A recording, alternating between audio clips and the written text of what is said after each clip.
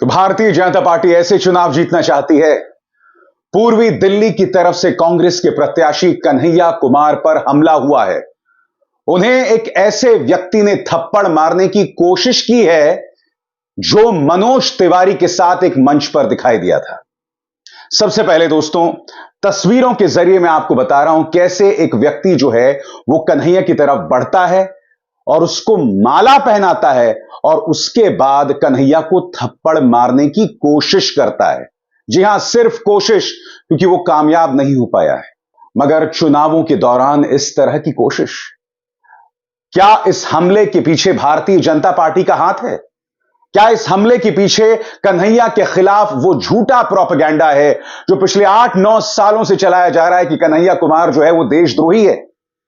वाकई शर्मनाक तस्वीर है दोस्तों, शर्मनाक तस्वीर है। ये बता रहा है कि ये भारतीय जनता पार्टी की बौखलाहट है और उसके अलावा कुछ नहीं। चुनावों के दौरान आप एक व्यक्ति पर हमला करवा सकते हैं? इस मामले की जांच होनी चाहिए और जरूर होनी चाहिए दोस्तों।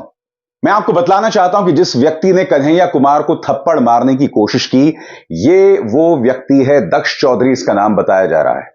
अब मैं आपको एक और तस्वीर बताना चाहता हूं जिससे दूध का दूध और पानी का पानी हो जाता है। पूरे स्क्रीन पर देखिए, आप देख सकते हैं मनोज तिवारी को भाषण देते हुए एक मंच से, और इसी मंच से उनसे 2 आदमी छोड़कर एक व्यक्ति बैठा हुआ है जिसे हमने रेड सर्कल में बताया हुआ है। यही दक्ष चौधरी है दोस्तों, जिसने थप्पड़ मारने की नाकाम कोशिश की, और यहां पर वो मंच पर मनोज तिवारी के साथ दिख रहा है। मैं आज आपसे एक सवाल पूछना चाहता हूं, अगर भारतीय जनता पार्टी का हाथ इस हमले के पीछे नहीं है, थप्पड़ मारने की कोशिश के पीछे नहीं है, तो यह व्यक्ति मंच पर कैसे बैठा हुआ है?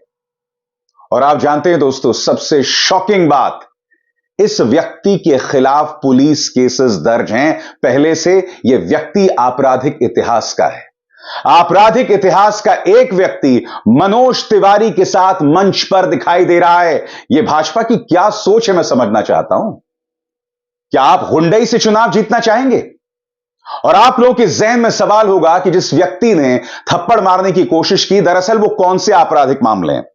मैं आपको बतलाना चाहता हूं, इस व्यक्ति को हाल ही में गाजियाबाद पुलिस ने गिरफ्तार किया था माहौल बिगाड़ने की कोशिश में, क्योंकि यह गलत तरीके से मस्जिद में घुस रहा था और इसके खिलाफ धारा 151A, 295A, 323, 504 और 506 के अंतर्गत केसेस दर्ज हैं।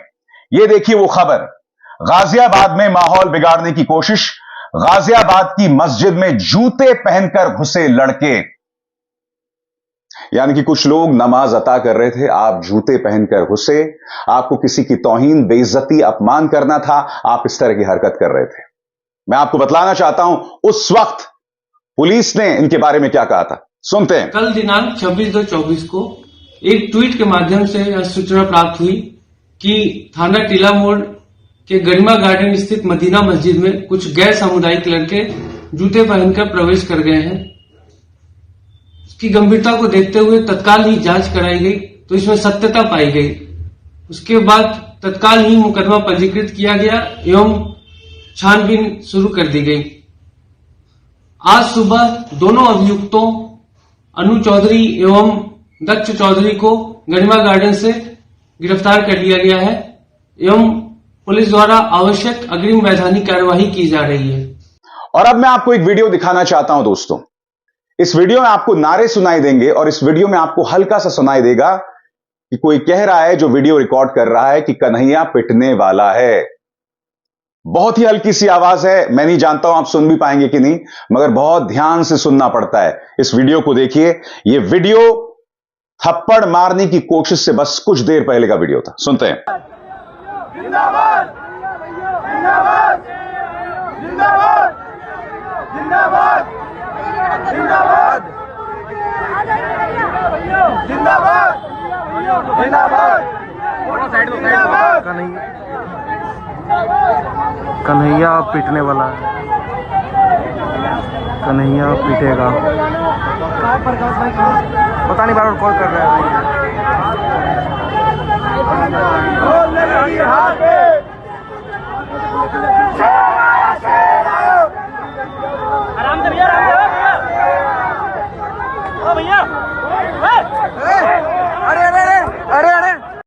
मगर क्या तुम डरा पाओगे कन्हैया कुमार को? सवाल यह कि विपक्ष जिसके खिलाफ पूरा प्रचार तंत्र, पूरा मीडिया है, क्या तुम उसे डरा पाओगे? कन्हैया पर जो हमला हुआ, मैं आपसे सवाल पूछना चाहता हूं, क्या आपने प्राइम टाइम पर कभी भी डिबेट देखे? दूसरी तरफ अगर यही भाजपा के साथ हो जाता या मनोज तिवारी के साथ होता तो इस पर बहुत ढोल नगाड़े के साथ डिबेट होते। मगर वो व्यक्ति डरा नहीं है, वो अपने अंदाज में अपने हमलावरों, भविष्य में होने वाले हमलों को चुनौती दे रहा है। और किस तरह से दे रहा है दोस्तों, ताल ठोक के दे रहा है, देखिए।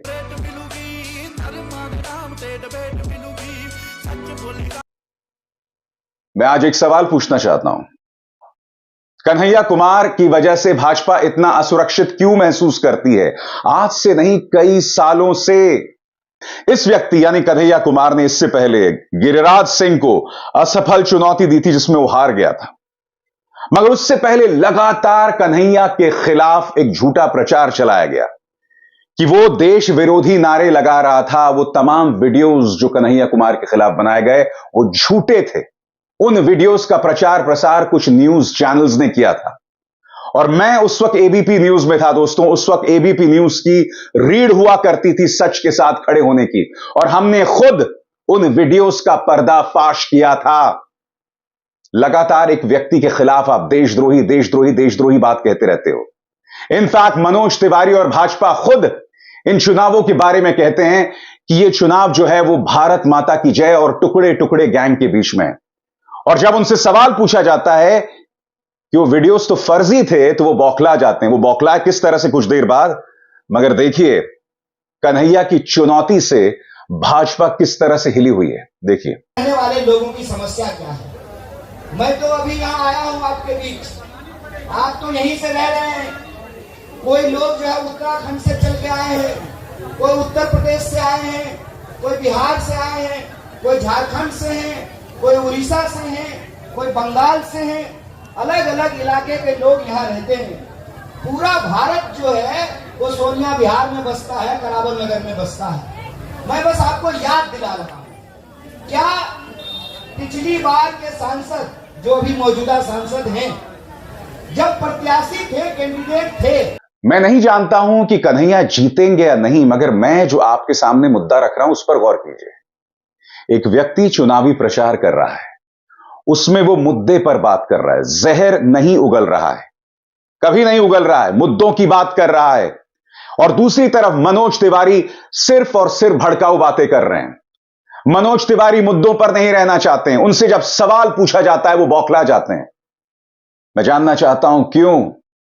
मैं आपको एक पॉलिटिक्स का वीडियो दिखाना चाहता हूं, पॉलिटिक्स डिजिटल प्लेटफॉर्म का। उनके पत्रकार नीरज झा इंटरव्यू करते हैं मनोज तिवारी से और कहते हैं कि भाई जो तमाम वीडियोस जिसका आप हवाला देते हैं वो तो झूठे थे। देखिएगा मनोज तिवारी किस तरह से नीरज झा को धमकाते हैं। यह है भाजपा की सोच, देखिए। टुकड़े टुकड़े वाली बात जो आप कर रहे हैं वो तो डॉक्टर्ड वीडियो थी, ये तो सामने भी आ चुकी है। तो ऐसा नहीं है कि ये फेक नैरेटिव एक पुश किया जा रहा है। केस क्यों चल रहा है? लेकिन सर ये तो प्रूव हो गया ना कि चैनल्स पे जो चीज चली थी वो डॉक्टर्ड थी, वो वीडियो गलत थी। केस चल रहा है और केस चल रहे हैं, सजा होगी। लेकिन काफी समय हो गया ना सर। तो जो आपके पार्टी के सांसद हैं लद्दाख के, उनकी पत्नी ने राष्ट्रीय चैनल पे इस बात को स्वीकार किया ये झूठा प्रोपेगेंडा था। इस पर क्या कहेंगे आप? ये केस चल रहा है और सजा होगी।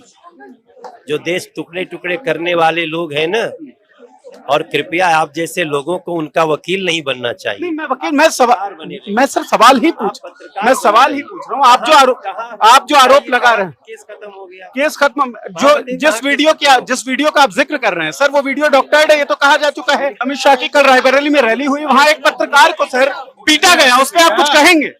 गलत है, पत्रकार को नहीं पीटना चाहिए। अमित शाह की रैली में ऐसा हुआ नहीं, पत्रकार को पीटना नहीं चाहिए, लेकिन आप जैसे लोगों को भी संभल के बात।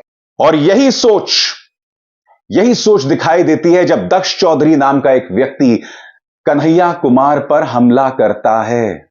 मैं आज आपके सामने कुछ तथ्य रखना चाहता हूं दोस्तों, क्योंकि बार बार जेएनयू की उस रात को लेकर जब भारत तेरे टुकड़े होंगे इंशाअल्लाह इंशाअल्लाह के नारे लगाए गए थे, उस घटना को लेकर कन्हैया कुमार पर निशाना साधा जाता है। क्योंकि आपको याद होगा कन्हैया कुमार को गिरफ्तार भी किया गया था और फिर उन्हें रिहा कर दिया गया था। आपको याद होगा कि उस वक्त कई झूठे वीडियोस का प्रचार प्रसार कुछ न्यूज चैनल्स ने किया था, मगर बाद में वो सब एक्सपोज हो गए थे जब उनकी जांच हुई थी और यह पाया गया था कि जानबूझकर देश विरोधी नारे जो हैं वो उसमें लगाए गए थे। मगर आप जानते हैं यह एक संस्कारी पार्टी की सोच है। आज जो सवाल और जो मुद्दा मैं आपके सामने रखना चाहता हूं वो ध्यान से सुनिएगा दोस्तों। जब वो नारे लगाए गए थे, भारत तेरे टुकड़े होंगे इंशाअल्लाह इंशाअल्लाह, क्या आप जानते हैं कि उस वक्त जब पुलिस ने चार्जशीट दाखिल की थी तो जिन लोगों ने नारे लगाए थे उनकी गिरफ्तारी नहीं हुई थी, यहां तक कि चार्जशीट में भी उनका नाम नहीं था। और आप जानते हैं क्यों? क्योंकि कश्मीर में उस वक्त महबूबा मुफ्ती या पीडीपी के साथ सरकार चल रही थी, बीजेपी की। और जैसे यह गठबंधन टूटता है तो अचानक चार्जशीट में कुछ नाम आ जाते हैं और यह कहा जाता है कि इन लोगों ने नारे लगाए थे। मगर बड़ा सवाल यह दोस्तों, जिन लोगों ने नारे लगाए थे, क्या आप उन्हें कहीं पर भी देखते हैं? कहीं पर भी देखते हैं कि उनका जिक्र कहीं सुनते हैं?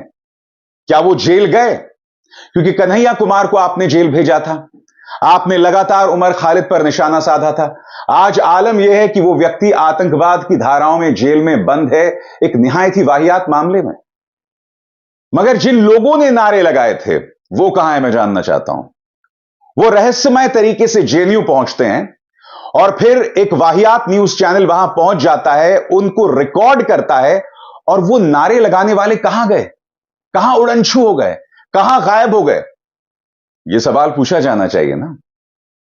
क्या यह बहुत बड़ी साजिश थी जिसके जरिए जेएनयू को बदनाम करने की कोशिश करना था, जिसके जरिए जेएनयू में नींव तैयार करना था ताकि उस पर निशाना साधा जाए? क्या यह एक साजिश थी जिसके जरिए यह माहौल पैदा किया जाए कि भाजपा देशभक्त है और देशभक्तों के साथ खड़ी है और देश विरोधियों के खिलाफ कार्रवाई करती रहेगी? एक सीधा सा सवाल, जिन लोगों ने भारत तेरे टुकड़े होंगे इंशाअल्लाह इंशाअल्लाह के नारे लगाए, उन पर क्या कार्रवाई की गई? उनके चेहरे कहां हैं? क्या किया है दिल्ली पुलिस ने उस बारे में? इस सवाल का जवाब दीजिए साहब। क्या यह एक बहुत बड़ी साजिश थी जिसके बारे में देश को अब तक नहीं पता है? काश कभी इस मुद्दे पर से पर्दा खुले। बहरहाल जो कन्हैया कुमार के साथ किया वो निहायत ही शर्मनाक है दोस्तों। वो शर्मनाक है और वो भाजपा की बौखलाहट दिखा रही है कि जिस व्यक्ति ने हमला किया वो मनोज तिवारी के साथ मंच पर दिखाई देता है। मैं इतना ही कह सकता हूं, इस जहर से अगर आप जीत भी गए तो इसका क्या फायदा? इस नफरत से अगर आप जीत भी गए तो इसका क्या फायदा? कि कहीं ना कहीं यह उस जनता के मुंह पर करारा तमाचा है जो ऐसे नफरतियों को चुन रही है। मुद्दे पर आइए और मुद्दे पर बात कीजिए। अभिसार शर्मा को दीजिए इजाजत। नमस्कार। स्वतंत्र और आजाद पत्रकारिता का समर्थन कीजिए, सच में मेरा साथी बनिए। बहुत आसान है दोस्तों, इस ज्वाइन बटन को दबाइए और आपके सामने आएंगे ये 3 विकल्प, इनमें से एक चुनिए और सच के इस सफर में मेरा साथी बनिए।